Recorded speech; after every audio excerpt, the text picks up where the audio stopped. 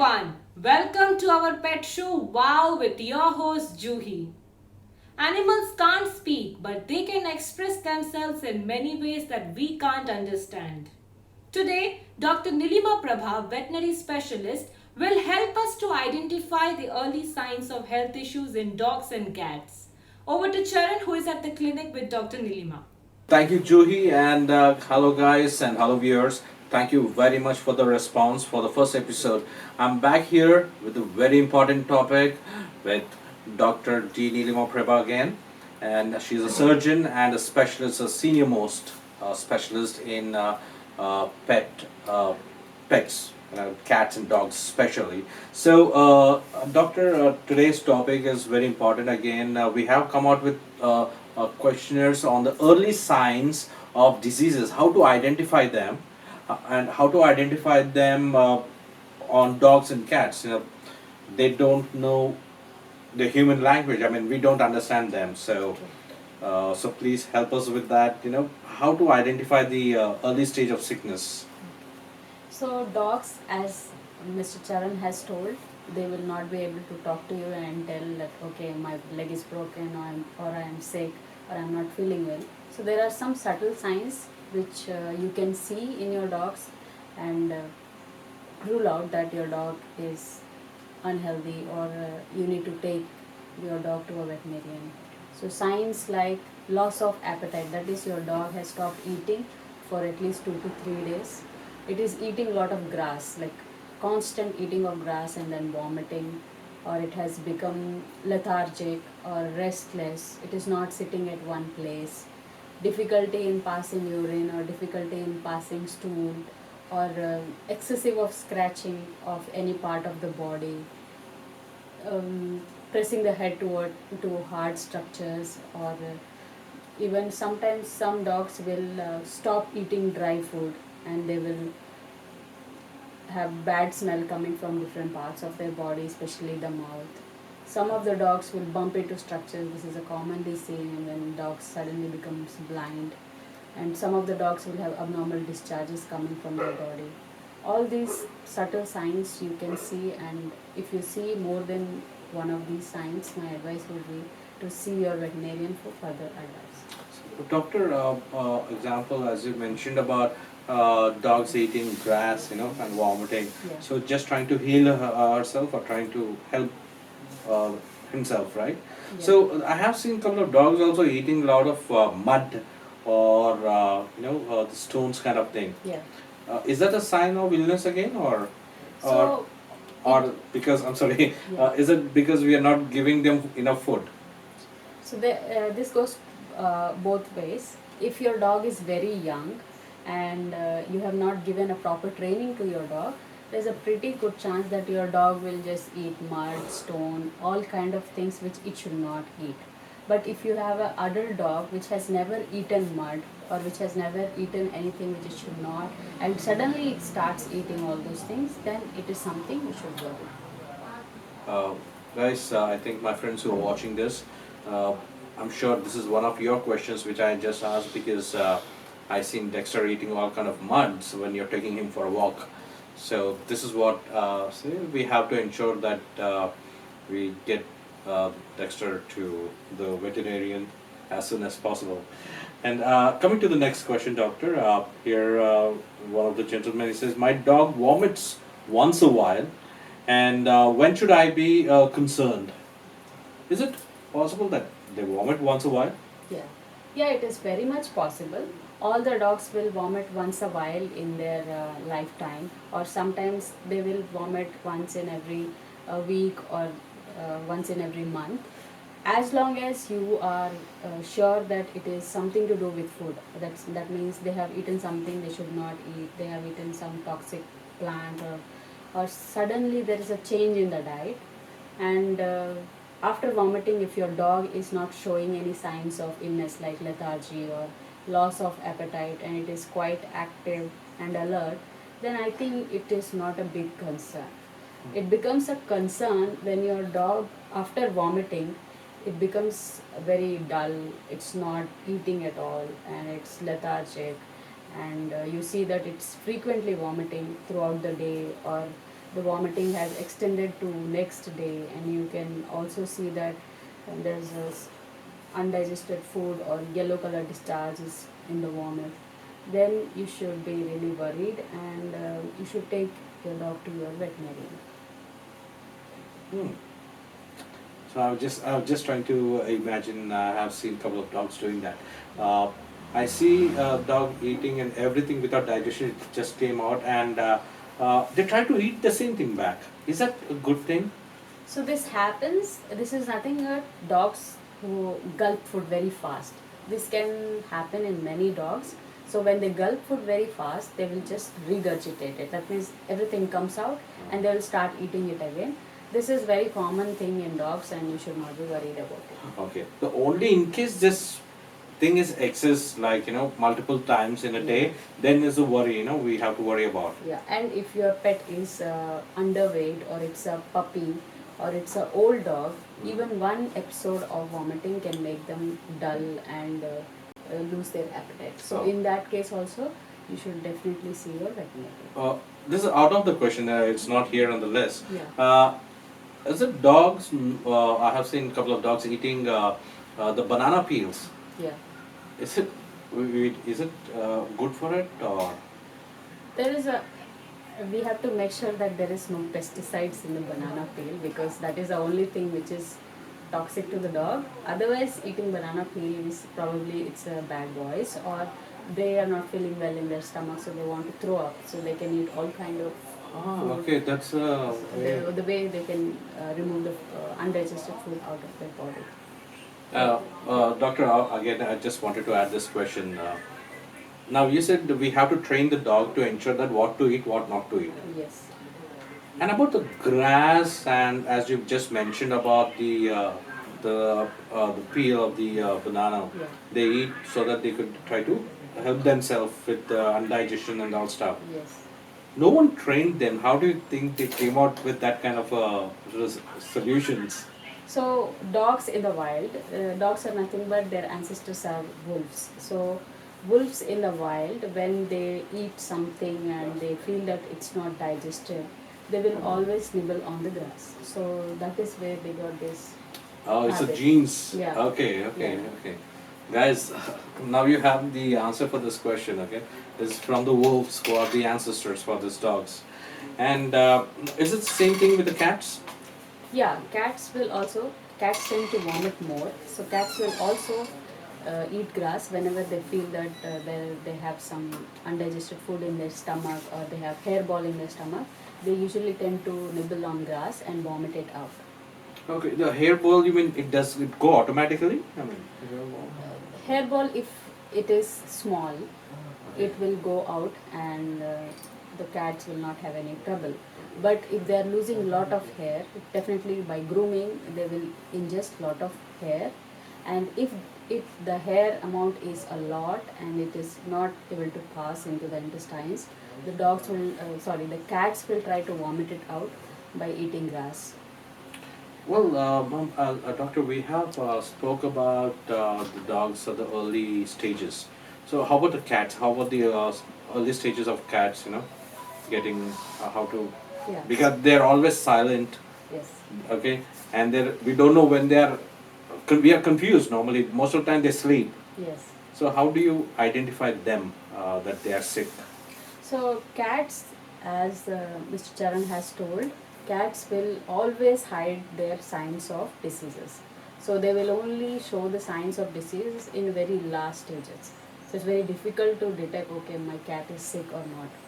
So these are some of the signs which you can see early on and tell, okay, fine, I should go to my veterinarian. First is there will be change in their chewing habit, change in their drinking habit, change in their eating habit, and there will be change in the way they socialize. That means they will be hiding more, they will be sleeping more, there will be weight loss or weight gain which is of unexplained origin, and they will also use a litter box frequently. That means their litter box will be filled with urine, and they will be drinking more water, and they will be peeing more, that is passing more urine, which can be early signs of kidney disease. You will also see accidents, that is, they will be passing urine and stool outside the litter box. Even though after cleaning the litter, they will still pass the urine and stool outside the litter box. This can also be an early sign that they have some disease. They will also show signs like excessive grooming or lack of grooming, and increase in vocalization or change in the vocalization, and some of the cats will become hyperactive. These are some of the early signs which you can see in your cat to say that, okay, fine, my cat may not be feeling well or it may be sick and it's time to take my cat to a veterinarian. Yes, I just learned something today which I didn't know. I don't have a cat as a pet, but I heard that cats don't drink water much, just like 2 or 3 spoons of water, this is the first time I heard from the doctor. So just a point which I wanted to share with you. So now, doctor, coming to the next question. How to know that my dog has an ear infection? Okay, that's excellent. But however, normally they do scratch every day. I do see dogs scratching their ears. Yeah. It does it mean that they have an infection always, or? No. Okay. So ear infection, which is common in dogs, all the dogs in their lifespan, once or twice they will get ear infection. So how can I know that my dog is having ear infection? First of all, a healthy canine ear canal should be pink in color. It should be dry. It should not have excess of moisture or wax in it. And the dog who is having ear infection will be shaking its head more than usual. It will be scratching the ears. It will be rubbing the head on the floor or on the rough surfaces. And when you go and have a closer look into the ear canal, you will see that the ear canal is red in color. Sometimes there will be foul smell coming from the ears. And in many cases where there is bacterial infection, you will also see discharges coming from the ears. If you see all these signs, then your dog is definitely having ear infection and you should see your veterinarian. There are some simple ways with which you can prevent chronic ear infections. First is, always check your dog's ear on a daily or regular basis to see what the color of the ear, and also to check whether it is completely dry and clean. And if you see that there is a lot of wax build up in your dog's ear, you can use a ear cleaner which your veterinarian has advised to clean the ears. I usually advise that clean the ears once or twice a week to have a healthy ear canal. So doctor, what is the color you mentioned, the yellow color?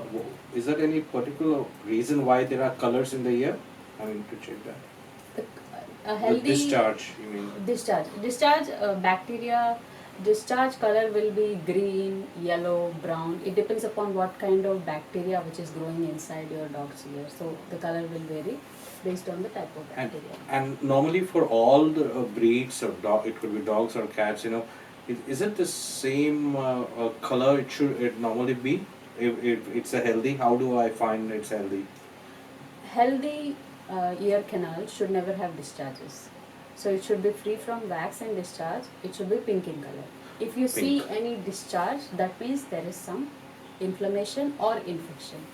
Inflammation, if left untreated, can always end up into infection. Okay, cool.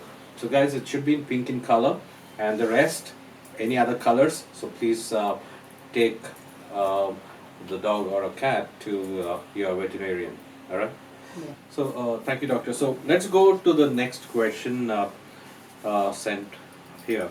So the next question what we have is, how to know that my dog has food allergies and what measures can I take to reduce it? So the dogs with food allergy will have signs like itchy skin throughout the ear. They will have skin infections, they will have ear infections, and once in a while they will have vomiting and diarrhea. But mostly dogs who have food allergies will develop skin infections or skin scratching first. So how to avoid all these food allergies? So first thing you have to do is you have to identify the food which is causing allergy, and then you have to put your dog or give your dog a novel protein diet.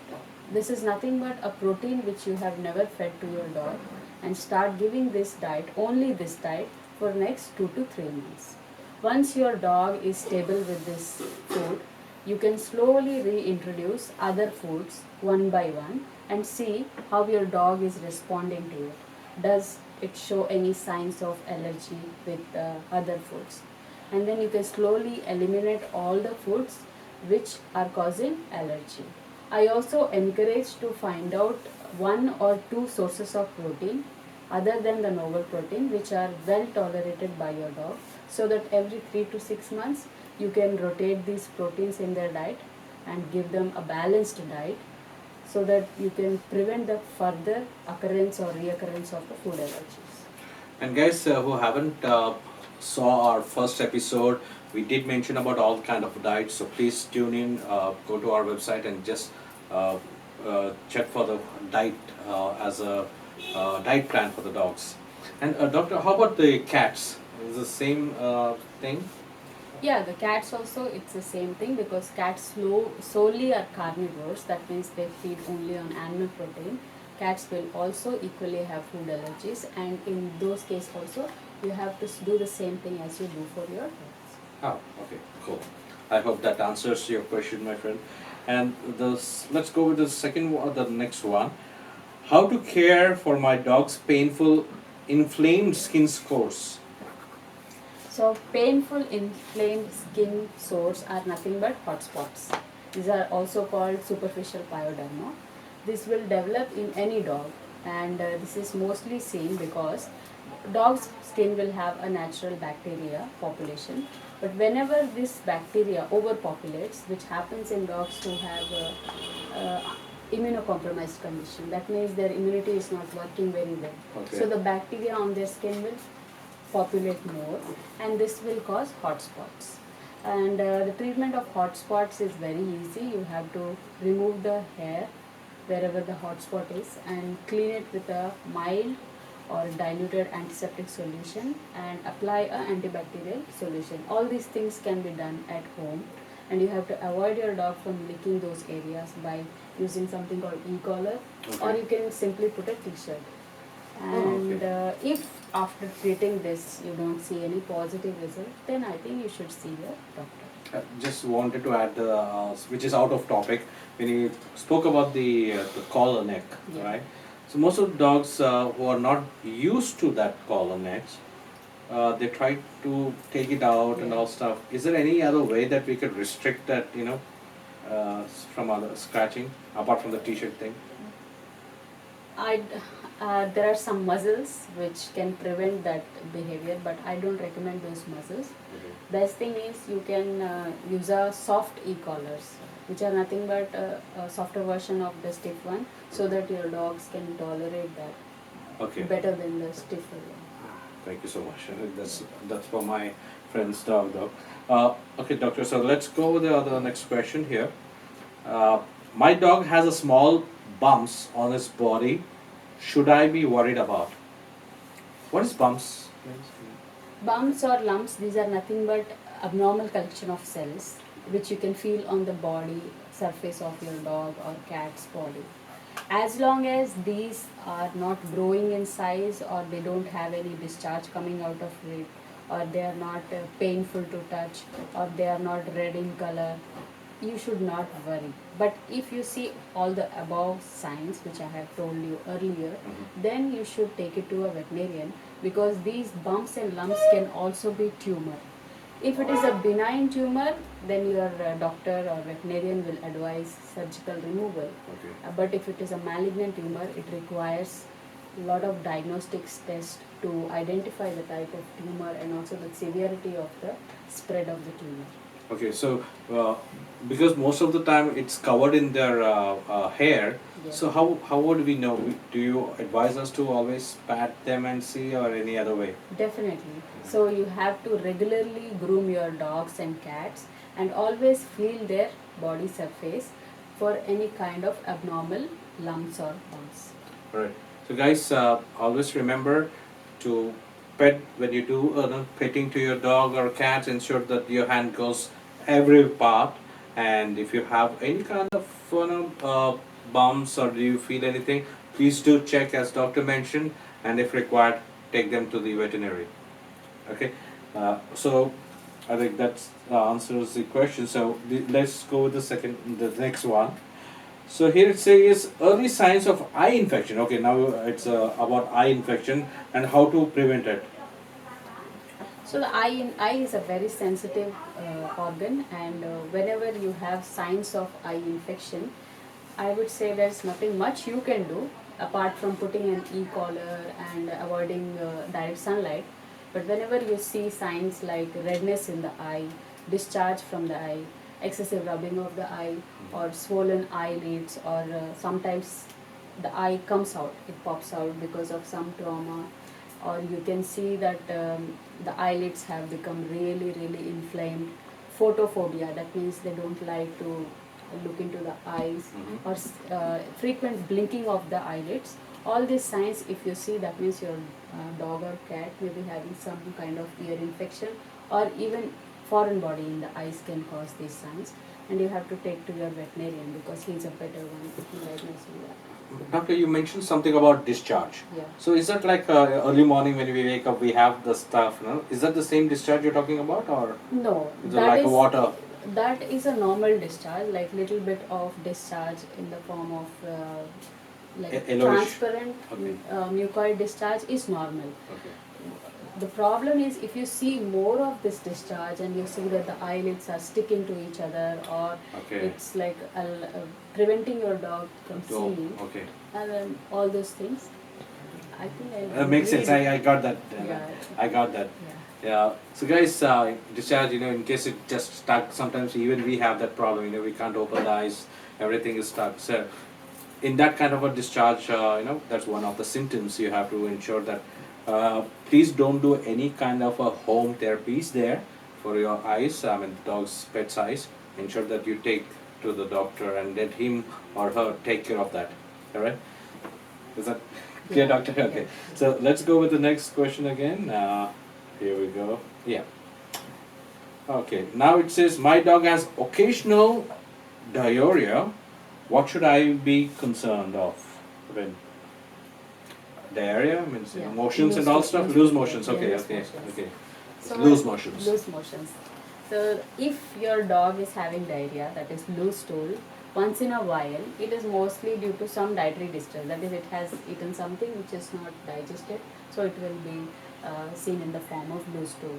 If it is just one episode and your dog is not in distress, that means it's eating well, it's active, jumping around, then I think you should not worry.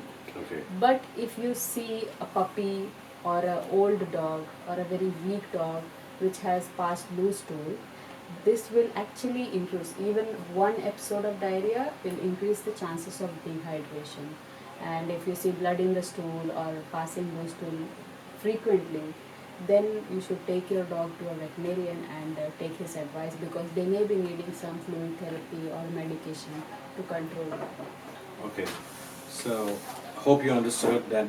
Guys, just in case, I would like to remind everyone, if you have any questions, feel free to ask us in our comments, and on the next episode we come out, we will definitely answer your questions. This is not the end. Please click the link in the description below for part 2 of this video. Or just wait for it to pop up. And don't forget to hit the like button and subscribe to our channel to be a part of our show. See you in the part 2 of this episode. Bye bye.